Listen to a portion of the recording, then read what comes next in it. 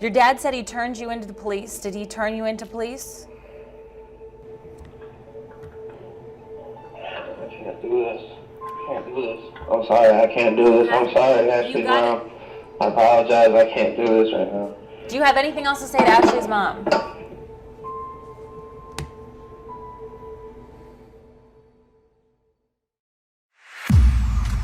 Hey True Crime Besties, welcome back to an all-new episode of Seriously.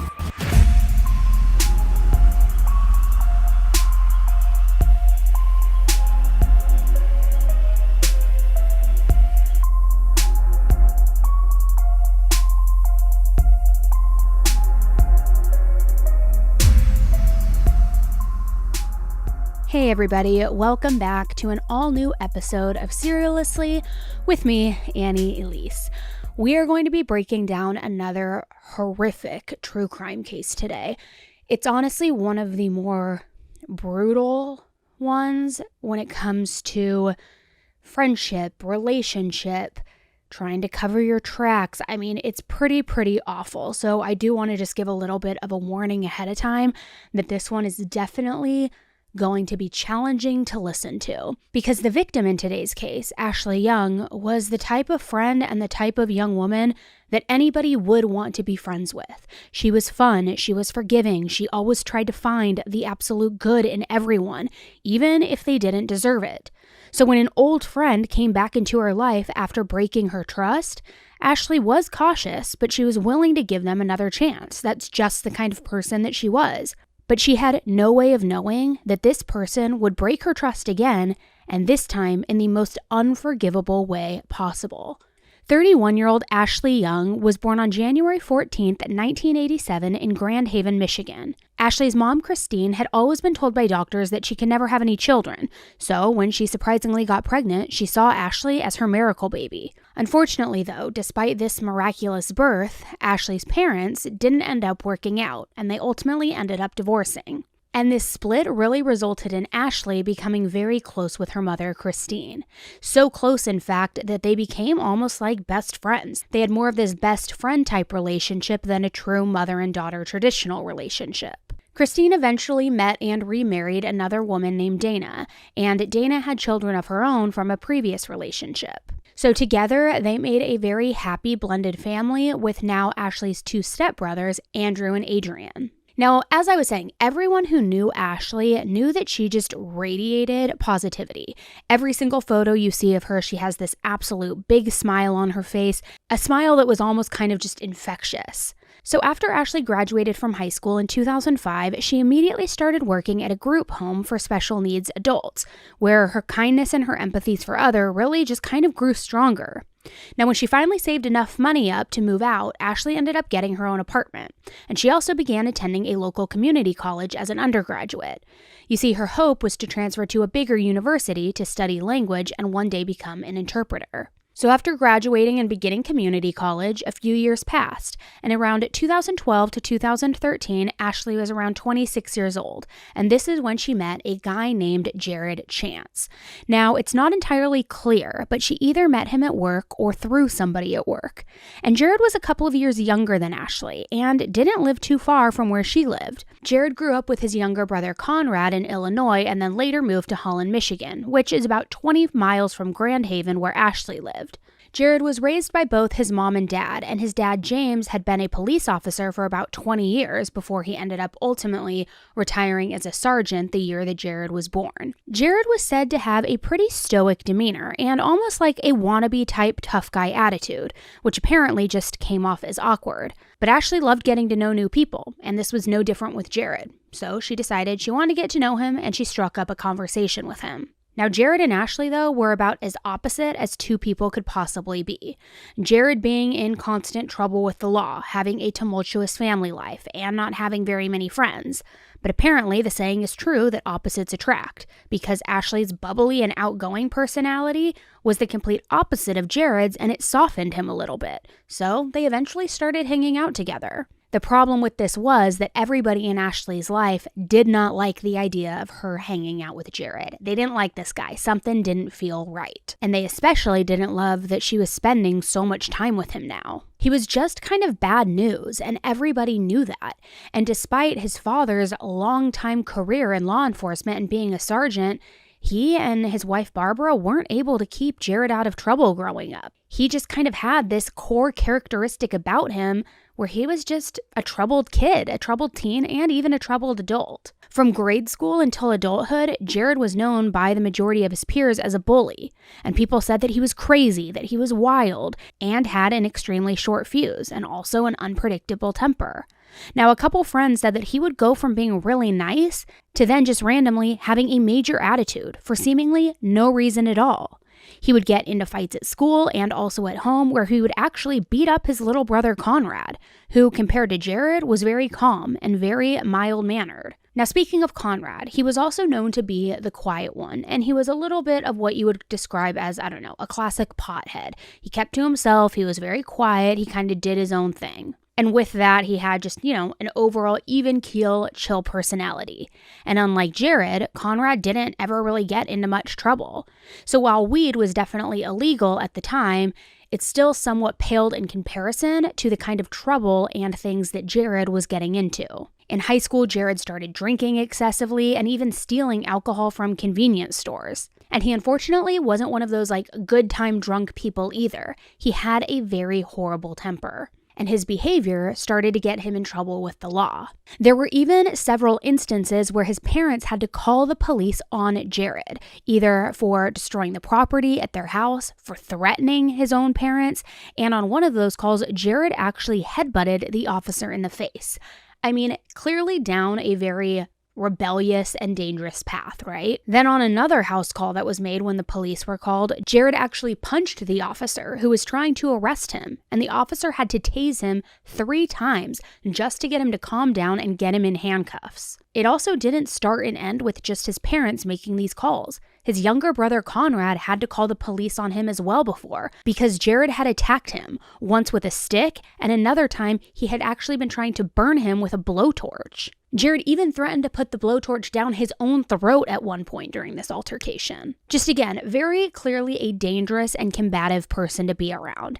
And at such a young age, very, very alarming. Now, it wasn't just these violent and intense and dangerous outbursts that were cause for concern, which seemed to cause him to have even more bizarre episodes. Like one time when he called 911 because he thought he saw men in camouflage with rifles in his backyard. There were also numerous times that Jared had to be revived from potential overdosing, once by firefighters with Narcan, and another by his mom, who thankfully worked at a hospital and gave him CPR. He had a very toxic relationship with his girlfriends too, and once was arrested for crawling through the doggy door of an ex's house. So you can see that Jared's life was pretty messy, but by all accounts it seemed like it was his own doing, as there haven't been any reports of any sort of childhood trauma or even any significant events that could explain his behavior growing up.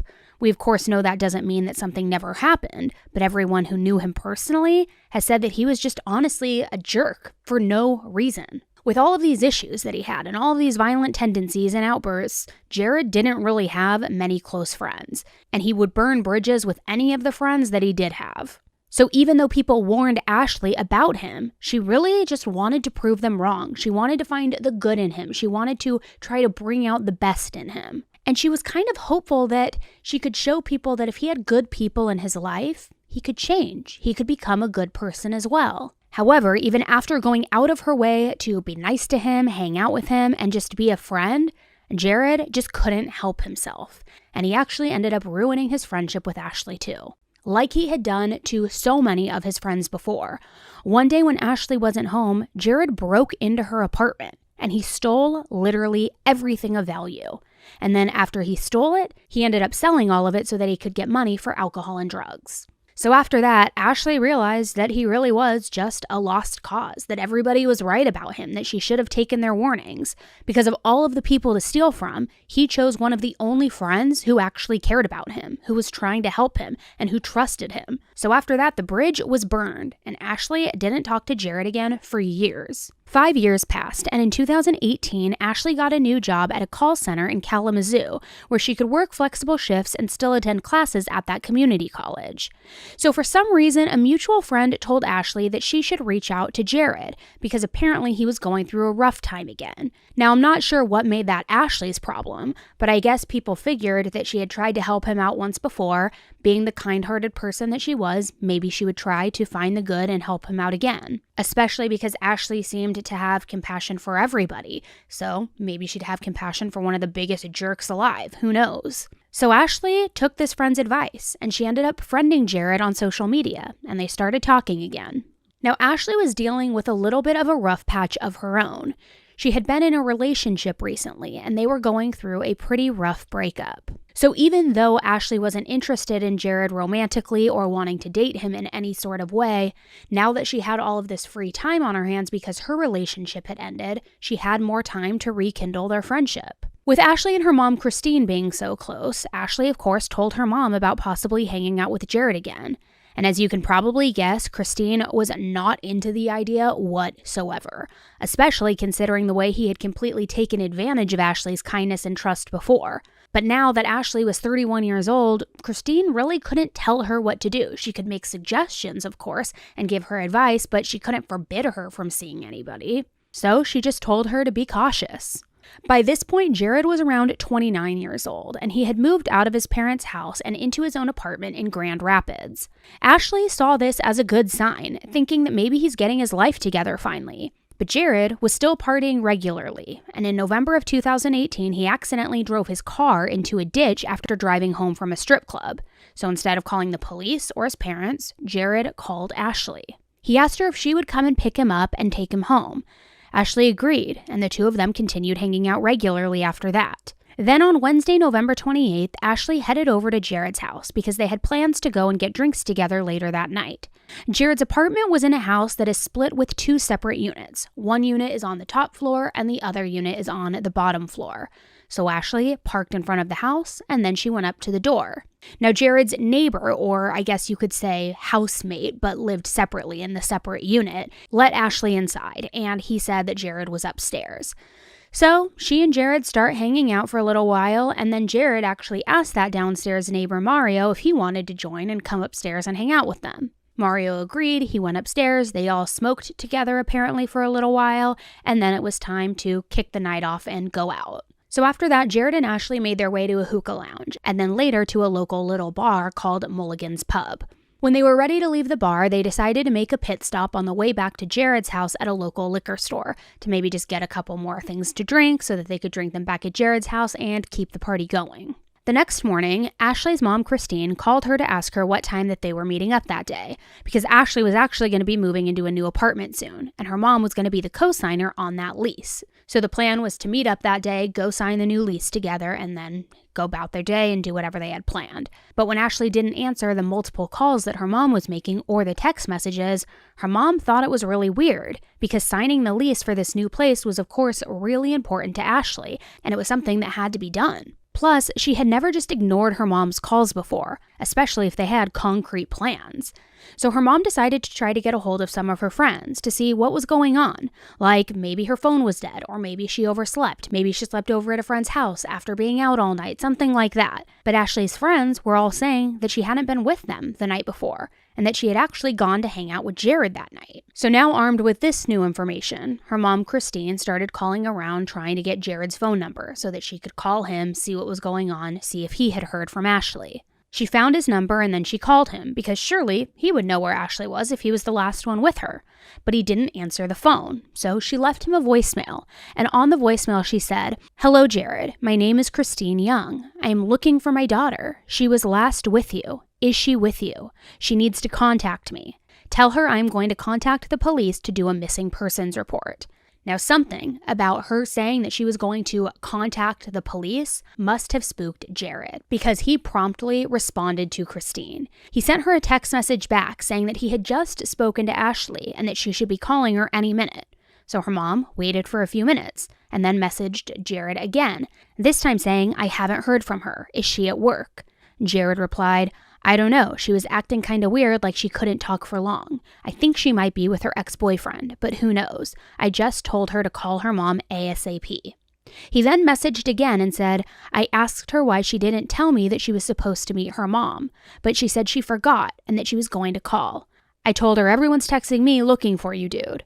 So Christine asked Jared to give her the phone number that Christine had called him from, but all of the numbers that he gave were out of service, and none of them worked. He gave a bunch of excuses about why the numbers didn't work, but then finally gave her the number to a person named Demetrius, and he said Demetrius may know where Ashley is. Now, unbeknownst to Ashley's mom, Christine, during this conversation that he was having with her, he was texting Demetrius on the side, and he was telling him that if Christine called him looking for Ashley, to say that she came by to use his phone and then left. Demetrius agreed to this at first, but when Christine called him, he ended up immediately telling her the truth, which was that he hadn't seen Ashley and had actually never even met her. Then when Jared found out that Demetrius didn't play along, he pretty much cussed him out, called him, was furious, saying, "You just screwed me," and told him to delete the messages between them. Demetrius was confused and wondering what Jared was trying to drag him into, what was going on. But thankfully, he saw that something was fishy, something didn't smell right, so he just stayed out of it and told the truth. 2 days had passed, and by November 30th, there was still no sign of Ashley, and her mom, Christine, was becoming absolutely frantic because nobody had spoken with her. At this point, Christine knew that Jared was lying. She just didn't know why. He claimed that he would never lie or ever do anything to Ashley, but based on his past behavior, Christine knew that that wasn't the truth, so she ended up calling the police to report Ashley as missing. However, the police told her that since Ashley was technically an adult, her not answering the phone for a day or two didn't constitute her as missing. But Christine knew that something was wrong, and she wasn't going to just wait around to see what happened. So she decided to take matters into her own hands. So she headed to the bars that Jared had told her that he and Ashley had gone to that night when they hung out. She asked the manager of this pub for the security camera footage, and he actually agreed, which is honestly amazing because so often we see businesses being very uncooperative and waiting for the warrant, waiting for the police to get involved. But they willingly showed her mom the footage. And in the footage, Christine could see Ashley and Jared, and she saw them leave together. During the search, while waiting for answers, Christine and Ashley's friends and family decided to make flyers and also posts on Facebook, asking for anyone to come forward if they had spoken to Ashley or knew where she was. They also decided to take the investigation portion into their own hands, and since they knew that she had been hanging out with Jared that night, they decided to go and look around his apartment complex, look around the building, see if they could find any clues. So a couple of days later, on December 2nd, 4 days into Ashley being missing, her friends and family started poking through the trash outside of Jared's apartment. As they were digging around, that downstairs neighbor Mario saw them, and he was curious about what was going on and what they were doing, so he came out. So he went outside to talk to them, and they told him that they were looking for Ashley, and also that they disturbingly had found a saw blade in the trash can. Now, apparently earlier that day, Mario and his girlfriend had started to notice a sewage-type smell coming from the basement, but they had just tried to ignore it. But now, with people outside saying that their friend Ashley is missing, and they found a saw blade, Mario got back inside, and he started getting a really bad feeling in the pit of his stomach, and felt like maybe it was important that he go and check the basement. The basement below the 2 units was always locked and off limits to the tenants, but Mario got in through an outside door. As he inched closer and closer, the smell only got stronger. As the odor continued to overwhelm him, he kept walking until he stopped in his tracks, when he noticed there was a tarp laying on the floor. And not only that, but it appeared to have blood seeping out from underneath it. Mario was shocked and confused, quickly leaving that basement and called 911. And our house been having a real bad smell lately. So I just went in the basement, opened the basement door, and there was a tarp and what looks like it could be blood leaking from it. And I want the police to come here ASAP right now and look at it. Alright, so it's the lower level apartment? Yes, it's 922 Franklin. Okay, yep. Did she say how long her friend's been missing? No, she didn't. She just left. But please say somebody right now, because I don't know what it is, but it looks like blood if we can find it. And I'm not going to touch the type or anything like that. Right. Do you know where the tenant is that lives down there? No, I don't. She's probably scared. I don't know. That's what my girl footprint that he looks like he's moving stuff out of his house. Like there's a trash can with his shoes in it on the back porch.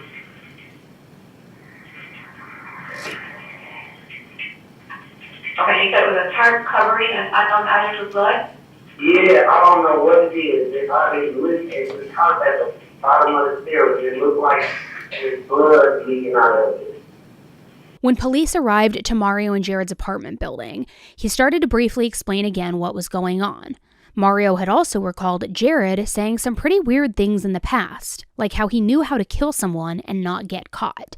And he also recalled Jared making him feel very uncomfortable by messing around with his guns right out in the open. Mario also apparently remembered seeing Ashley's car parked out in front of their building, but he also remembered that Jared had asked Mario for help to get inside the car, saying that Ashley's keys were locked inside. So Mario helped him get the door open so that he could retrieve the keys, and then he said he didn't see the car ever again after that. Now, as all of this information was coming out and this conversation was taking place, an officer went down into the basement and found the tarp. And when he lifted it, what he found was way worse than they ever expected. Under the tarp was a female torso with no arms, no legs, no neck, and no head.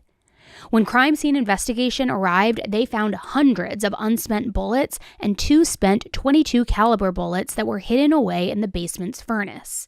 Now here is where the story gets really interesting, and you start to see Jared putting the wheels in motion to potentially cover his tracks. The day before the police made this discovery in the basement, Jared actually made a call to his family, and he asked them to come and pick him up.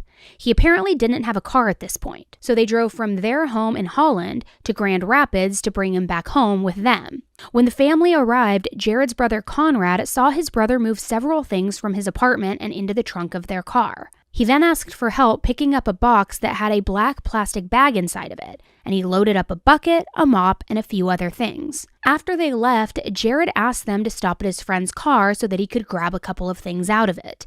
And they really didn't think anything of it since he didn't have a car of his own. Maybe he was storing some things in his friend's car. So they drove to a parking lot, and Jared started grabbing these items out of the car, which ended up being Ashley's car, and then he loaded up all of the items into his family's car's trunk. On the way home, they made a few more stops before arriving back at Jared's parents' house. His brother Conrad said that from the time they picked Jared up, he had this really weird and almost disturbed look on his face. At home, Jared started a bonfire in the backyard and was alone for a little while before his younger brother Conrad decided to go and ask him what was wrong. And at that point, Jared confessed to his younger brother that he had killed Ashley Young and that he had cut up her body. Conrad told him, "You need to go inside immediately and tell Mom and Dad what's going on. Tell them what happened." And Jared listened. So he went inside and they all sat in the kitchen as Jared confessed what he had done. That he had murdered a 31-year-old woman, dismembered her body, and tried to cover it up. Now, I don't know why they waited, but they did wait a full day, and the very next day, James, Jared's dad, took him to the police station. They walked up to the front desk, and Jared said that he might have information about a missing woman named Ashley Young. Now, there are some discrepancies about what was said next, but according to Jared and his dad, the officer told him that he needed to take the information to the Kalamazoo Police Department because that's where Ashley was reported missing from. However, the officers at the station said that they offered to speak with Jared about what he knew, but that his dad, James, ultimately said he's not going to speak without a lawyer and demanded that a lawyer be present. To which apparently the police responded, well, he's not under arrest, so if he brings a lawyer, we can't talk to him. Now, I guess all of this must have frustrated Jared or something, because he apparently then turned around to leave, and his dad, James, apparently told the officer that letting his son go would be the biggest mistake of their career, literally allowing a dangerous murderer back out onto the streets. James ended up driving his son back to his apartment building and also made him take some of those items that he had brought over to his family's home back with him to his house. His dad just didn't want those items in his house anymore. Now, that same day that they went to the police department and now we're driving back to Jared's apartment to drop all of that stuff back off at, that was the same day that the police discovered the torso in the basement, which this discovery ultimately allowed the police to get a search warrant for the rest of Jared's apartment. But before they even got inside to search the apartment, right outside Jared's back door on the patio, police located a mop and a black trash can. The trash can contained 2 saw blades, a boot, a bathtub drain cover, more trash bags, a bottle of ammonia, gloves, a pair of pants with Jared's name on them, and a roll of plastic wrap. And in the yard, they found 3 shower curtain rings that matched the set that was inside Jared's bathroom. On the landing of the stairs leading up to Jared's apartment, there was also a pair of women's boots, a fan box, a purple tote bag, and a cardboard box. The cardboard box had a shipping label with Jared's name and address. Inside the box was a plastic bag, and inside the bag were 2 female legs without feet. Also, there were 2 female arms without hands. Inside the purple tote bag was a pair of shoes, a prescription medicine bottle with Ashley's name on it, and more of those plastic shower curtain rings. Inside the fan box was a roll of duct tape and a black plastic trash bag with stained bedding and women's clothing. The clothing, the various items in the bags and boxes, and the blades all tested positive for Ashley's DNA. Inside the apartment, police found a large kitchen tile that was stained a dark red color, presumably blood. They also found a knife inside the lid of the toilet in Jared's bathroom, a washcloth with a red stain, and a pair of jeans with a brownish red stain. The drain of Jared's kitchen sink tested positive for human blood and also contained a piece of human tissue. Jared's washing machine, a hoodie, and a bath mat also tested positive for human blood, and it was later determined to match Ashley's DNA. Jared had been asleep when the police had entered his apartment, and then they quickly yanked his ass out of bed and arrested him. Police on the search warrant! Come to the door! We're gonna... Okay, the tarp is laying on the stairs, about the last 3 stairs. Come on down. Hands on top of your head. We're gonna call him right into that kitchen. Hands on your head! What's your name? What's your last name? Your Chance? He's not been searched. He is not? No.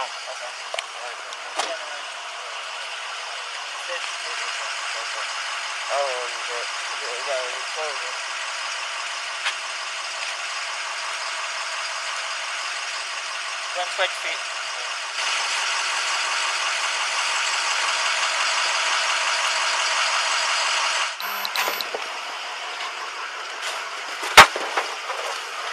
Putting the seatbelt around you, alright? Now, since there was obviously still so much missing, investigators made their way to Jared's parents' house, where they ended up finding a shower curtain in the garage. And this shower curtain had very clearly come from Jared's apartment, because his shower curtain had been ripped down, leaving behind those shower rings that they had previously found. Police also found a small skill saw underneath the couch in the living room, also a washcloth in the basement that was covered in blood. In the trunk of his parents' car, police found an empty bottle of ammonia, a box of gloves, and some bags, all with the label Miss Tracy's Party Store, which I'm not sure why you would need to go to a party store to get ammonia and gloves and what kind of parties being had there, but Miss Tracy's was located near Jared's apartment in Grand Rapids. Police then obtained surveillance video from that party store, which showed Jared buying several of the items that were located in the trunk between November 29th and December 1st. There was also footage of him throwing a bag away in the trash can in front of the store. The police searched the dumpsters at Miss Tracy's and located that bag, which happened to contain more prescription bottles with Ashley's name on it, a purse with her driver's license and school ID, stained jeans and a hoodie that appeared to have a large blood stain concentrated in the hood area, and other key pieces of evidence. Ashley's car was also later located parked on a random street away from Jared's apartment. James Chance was charged with second-degree murder, mutilation of a dead body, concealing a death, and 3 counts of tampering with evidence. But this was far from over. As you can imagine, Ashley's family, especially her mother, Christine, who she was so close to, were just absolutely devastated. And words don't even begin to describe how they were feeling. There was a mixture of grief, sadness, anger, hate, confusion, and other than justice for her daughter, all Christine wanted to know was where was the rest of Ashley's body? Where was her head, her hands, her feet? How could she possibly come to terms with this and bury her daughter and grieve her daughter if part of her daughter was still out there missing. Her head, hands, and feet were all still missing, and Jared, meanwhile, was acting like he didn't even know how his friend's torso ended up in his basement. It was more than obvious to everybody that Jared killed Ashley. But as expected, he was not willing to take responsibility for his actions, not in the slightest. He was even given the opportunity for a plea deal that would only require him to serve 30 years. This if he just told the truth about what happened, and if he led Christine to where he disposed of the rest of Ashley's body. But he didn't take it. The trial was delayed until September 2019, and with no neck and no head, the medical examiner wasn't able to identify what the cause of death was. However, the prosecution posed a scenario of either Jared hitting Ashley in the head repeatedly, which caused her death, or shooting her in the head, which would explain that large concentrated blood stain on the hoodie and also the 2 spent shell casings that were found in the basement. To further bolster this theory, Jared's brother Conrad testified that his brother had messed around with his gun before, had even put it to his head and pulled the trigger without even checking to see if it was loaded first. The neighbor Mario also spoke in court about a time when Jared just had his gun out on the table and was just casually spinning it around.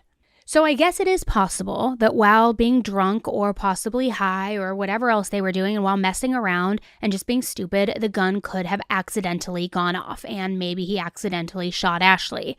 But it was said that the bloodstain indicated more than just an accident. And also, you don't just accidentally dismember somebody's body afterward. So it was speculated that Jared had decided to remove her neck and head to conceal her cause of death. But I also think that it could be safe to assume that he hid her head, her hands, and her feet to avoid her being identified. No fingerprints, no dental records, and then of course also no definitive cause of death. The defense didn't really have much to work with, but they posed the possibility of Ashley accidentally shooting herself, having an accident, an overdose, or something like that, one of those many scenarios, and then Jared panicking and wanting to dispose of her body so that he wouldn't get in any sort of trouble, if they were in fact high, if it was his gun, whatever the reason, that this was not a crime that he committed, he just helped with the cover-up. But nobody was really buying this. And after only a week-long trial and a few hours of deliberations, the jury found Jared guilty on all charges. But truthfully, the sentencing was the best part. Ashley, I miss you every moment of every day. When I was 18, I was told I would never have children by a doctor. I thank God he gave me the gift of Ashley. Even though it was for a very short period of time. God gave me that gift. You had no right to take her from me! I hate you. I want to rip you limb from limb. And discard you like trash. Like what you did to Ashley. Brothers, your parents, your sisters, your girlfriend come to see you. Do they hug you? Do they? This is what's left of my daughter. If I want a hug, I have to hug a box and close my eyes and pretend that she is hugging me back. Do you remember texting me? I would never do anything to hurt her. I swear on my life, Ashley is my ride and die. Do you remember that? Do you? Ashley was already dead and dismembered when you text that to me. You have no remorse, none, for your actions. God will punish you more than anything I could ever do. There is no justice here. I cannot have my daughter Ashley back with me. But we will not let her spirit die. So Jared was given a minimum of 100 years and a maximum of 200 years in prison, which will ensure that he isn't eligible for parole until he's 130 years old. But here's where things start to get a little bit tricky. and possibly indicate that more people were involved in this. After Jared's trial, there were still 2 more people who had potential involvement in the concealment and the cover-up of Ashley's murder. These 2 people were Barbara and James Chance, Jared's parents. The prosecution argued that his parents knew what was in the boxes before they even came to pick him up, and that they willingly made several stops along the way so that he could discard the body parts on the way home. It is also believed that with James, his father, having a law enforcement background, a very extensive law enforcement background, that he knew that without the head and the neck, they wouldn't be able to determine a cause of death, and that he might have felt like he couldn't be charged with murder if they didn't know exactly how she died. However, the defense said that by James taking him to the police station himself, it shows that he didn't have any intent to try to conceal the murder. Nothing that indicates that Mr. Chance was trying to help his son avoid anything. Even the testimony of Sergeant Purley. Yeah, he was worried about his son. Yeah, I want to make sure my son gets a fair shake. I want to make sure he has a lawyer. I want to make sure he gets a fair trial. That's what he was worried about. He didn't tell Sergeant Purley, well, actually, I wanted him to avoid the whole thing to get all together and help him escape to Costa Rica. Because that's not what he does. He's a really terrible accessory after the fact if what he does is bring the person he's supposed to be helping avoid arrest back to the scene of the crime, where everybody knows he lives, Jared that is, and puts the evidence back there. What is that? That's accessory after the fact? That's helping him avoid arrest? That's helping him avoid punishment? That's helping him avoid trial, discovery? No. The prosecution argued that him going to the police station was just part of the big grand scheme, the big plan to make it look like he was concerned and like his son was innocent, that he knew that the moment he said that Jared needed a lawyer, that they wouldn't be able to talk to him. Christine and the prosecution argued that even if they were turned away at this police station, James should have called and told the police what his son had done, or insisted for them to speak to Jared without a lawyer present.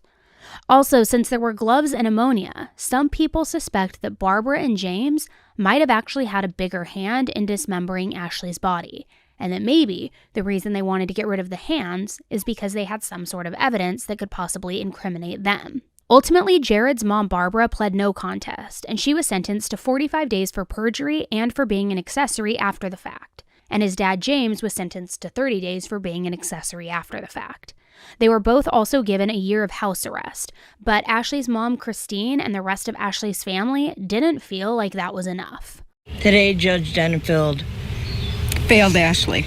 In People versus James Chance case, the judge decided on less than a year behind bars for both James, who's a former police officer, and his wife, Barbara Chance. If you help or you know of something that happened, a crime, and you don't do anything about it, you're just as guilty as Jared. Just as guilty as the person who committed it. Mm-hmm. But that wasn't served today. To this day, Jared still has not revealed where he hid the rest of Ashley's body, which is all her family really wants to know to be able to lay her to rest, to heal, to move forward. Now, what's interesting, though, is after this interview that he did, people say that based on his demeanor, they believe that Jared actually does want to say where Ashley is, but feels like he can't because it could get his parents into trouble. So I'm going to play this for you and tell me what you think. Your dad said he turned you into the police. Did he turn you into police?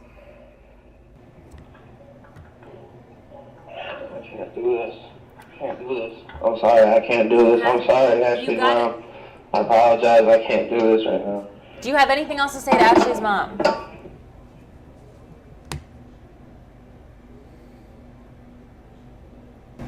What could possibly have been the reason that Jared would have done this? Because there was no evidence of a sexual assault or anything like that taking place at all. So did he just lose his temper for some reason? Nothing about this horrific murder makes any sense at all. And based on Barbara and James' emotionless statements, you can just tell that no one in that family has any remorse for what happened to Ashley. I'm just so sorry everything happened, and I wish if I could change it, I would. I would do anything and do what's been done. Very sorry.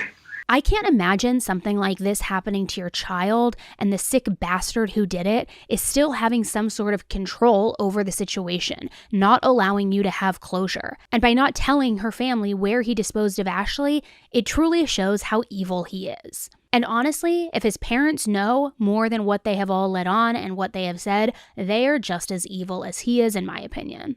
Christine and Ashley's family have raised a reward to try to raise money for anyone who might know where Jared frequented, where he might have taken the rest of Ashley's body, any sort of tips or leads that can help them ultimately find the rest of the missing pieces of Ashley. So again, they can begin to heal and lay her to rest. This is a very interesting and fascinating case, and I'm really curious to know what you guys think about Jared's parents' potential involvement.